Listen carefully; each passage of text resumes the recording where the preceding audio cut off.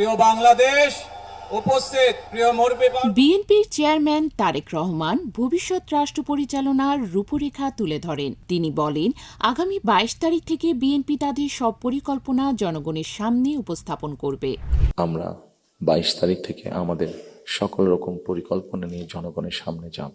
নারীর ক্ষমতায়ন প্রসঙ্গে তিনি জানান, সরকার গঠন করতে পারলে ফ্যামিলি কার্ড চালু করা হবে। দেশের প্রায় ৪ কোটি পরিবারের নারীরা এই কার্ডের মাধ্যমে রাষ্ট্রীয় সহায়তা পাবেন, যা হবে সর্বজনীন। এই নারীরা শিক্ষিত হয়েছে, এদেরকে অর্থনৈতিকভাবে স্বাবলম্বী করে গড়ে তোলা। একটু আগে আমি যে ফ্যামিলি কার্ডটা বলেছিলাম, সেটির লক্ষ্য বা উদ্দেশ্য হচ্ছে সেটাই, এই নারী সমাজকে গড়ে তোলা। আমাদের হিসাব মতে বাংলাদেশে ৪ কোটি ফ্যামিলি আছে। কৃষকদের জন্য চালু হবে কৃষক কার্ড। এর মাধ্যমে সার, বীজ ও কৃষি উপকরণে ভর্তুকি সহ নানা সুবিধা দেয়া হবে বলে জানান তিনি। কৃষকদের কি অবস্থা এখন, সেই বিষয়টি বোধহয় আমাদেরকে বিবেচনা করা উচিত।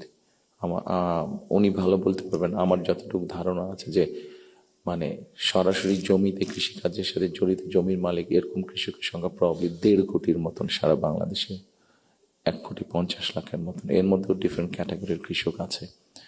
স্বাস্থ্য খাতে সংস্কারের অংশ হিসেবে prevention is better then cure নীতিতে ১ লাখ স্বাস্থ্যকর্মী নিয়োগের পরিকল্পনা ঘোষণা করেন তারেক রহমান। এদের বেশিরভাগই নারী হবেন, যারা বাড়ি বাড়ি গিয়ে স্বাস্থ্যসেবা ও জনসংখ্যা নিয়ন্ত্রণে কাজ করবেন। এই হেলথ কেয়ারের ৮০ থেকে ৮৫% আমরা নারী কর্মীকে নিয়োগ করতে চাই, যাতে নারী কর্মীরা গিয়ে ঘরে ঘরে বোঝাতে সক্ষম হন। প্রবাসী কল্যাণে দক্ষ জনশক্তি রপ্তানির ওপর জোর দিয়ে তিনি বলেন, ভাষা ও কারিগরি প্রশিক্ষণের মাধ্যমে রেমিটেন্স আয় বাড়ানো হবে। প্রবাসী উদ্যোক্তাদের জন্য বিশেষ বন্ড সুবিধার কথাও জানান তিনি।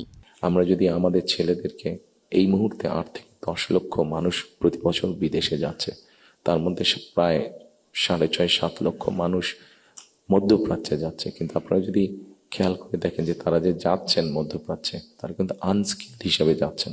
তাদেরকে যদি আমরা কিছুটা ভাষা শিখিয়ে দিতে পারি এবং সেখানে যেই কাজগুলোতে তারা যাচ্ছেন সেগুলোর ব্যাপারে মিনিমাম ট্রেনিং দিয়ে দিতে পারি, তাহলে কিন্তু গিয়ে তারা ওখানে বেটার করতে সক্ষম হবেন। তরুণদের জন্য আইটি পার্কে অফিস স্পেস ও ফ্রি ওয়াইফাই সুবিধা, পাশাপাশি ফ্রিল্যান্সারদের আন্তর্জাতিক পেমেন্ট সমস্যা সমাধানের উদ্যোগ নেওয়া হবে বলে জানান তিনি।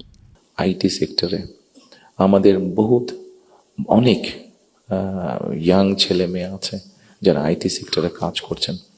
আমরা স্বৈরাচারের সময় দেখেছি বাংলাদেশের বিভিন্ন জায়গায় আইটি পার্কের নামে কতগুলা বড় বড় বিল্ডিং তৈরি করা হয়েছে।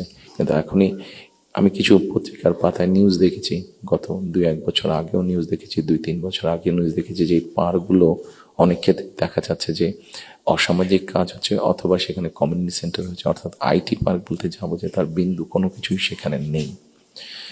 এই আইটি পার্কগুলোকে আমরা ওই এলাকায় যদি আমরা বের করতে পারি, আমাদের তরুণ সমাজের কারা কারা আইটিতে কাজ করছেন, অনেকেই কাজ করছেন, কেউ কাজ করছেন ডাটা প্রসেসিংয়ে। আমাদের একটা চিন্তা ভাবনা আছে যে এই মানুষগুলোকে একত্রিত করে আমরা ওই আইটি পার্কগুলোকে ফ্রি ওয়াইফাই দেবো এবং তাদেরকে ছোট ছোট স্পেস করে তাদেরকে অফিস করে দেবো।